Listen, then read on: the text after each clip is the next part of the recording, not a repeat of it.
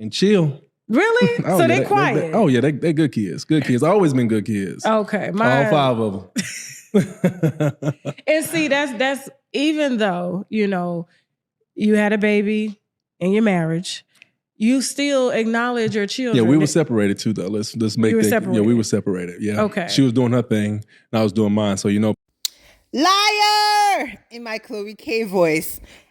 This was a waste of 2 freaking hours of my life. You don't have to waste your time. This Negro still evades accountability. The intro I placed here was him saying basically he was separated with Melody when he got Arionne Curry pregnant. How is that possible? It was during COVID. Melody had a COVID baby in 2020. Arionne was pregnant in 2020. So when was the separation? Then he kind of comes for Tasha K because Tasha K is calling Arionne a side chick, which she was a side chick. You're dating a married man. It makes you a side chick, whether he loves you or not. If he's not left his wife, and basically he didn't even file for divorce. It was Mel that still left him. So you were a side chick. But he's like, she's not a side chick. She was my other woman, blah, blah, blah. But in the same breath, he doesn't even claim her. He's like, Tasha K is like, so is this your woman? Like, he's like, yeah, the past 3 years is kind of when we started knowing each other. But he fails to claim her. Tasha K asked him straight up, so in the past 3 years, no woman is going to come say that you were with her. He said he hasn't cheated. Literally on the show, the last season, we see him bringing a woman into the Airbnb. So what do you define as cheating, Martell Holt? Is it the fact that you don't have a relationship with the lady you slept with at the Airbnb? Because you definitely are cheating on Arionne. I don't know why Arionne gave up so much of her life for this guy. Like, it makes no sense. It seems like she still has to work hard.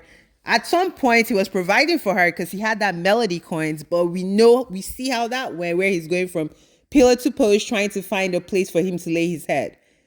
Again, he discusses the arrest, but he doesn't really discuss the arrest.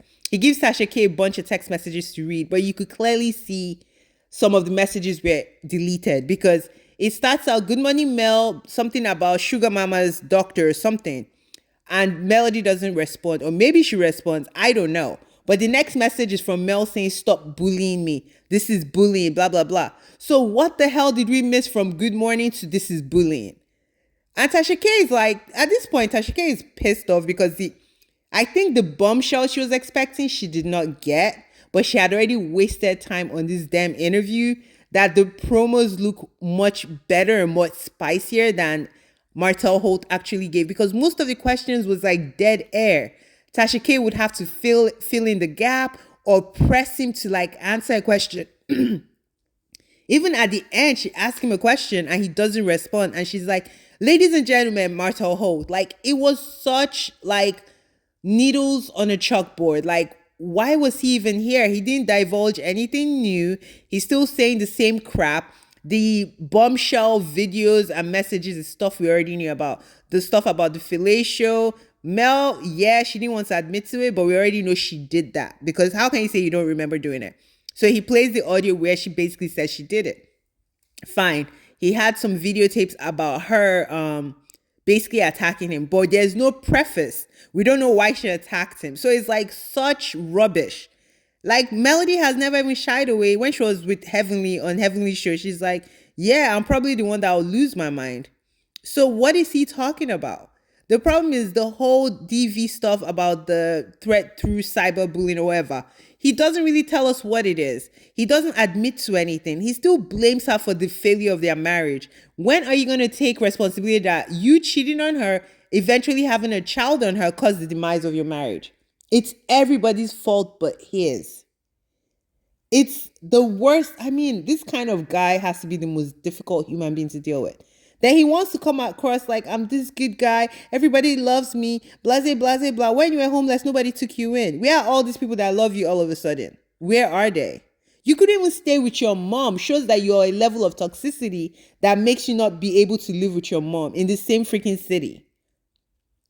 Martell, get some help. I hope Melody doesn't respond to this. It doesn't even need a response because it was rubbish. It wasn't as earth-shattering as the previews implied that it was going to be. This was a mess. I'm looking at Tasha K's side eye because I think she's too thirsty at this point. because this was a rubbish interview. At 30 minutes, the way he was acting, evading questions, talking both sides of his mouth. Arionne is your girl, Arionne is not your girl. Which side is it? Like, I don't even know how she's with him. Like, I used to feel like she deserves it, but she actually deserves better than the Martell Holt. He's a loser.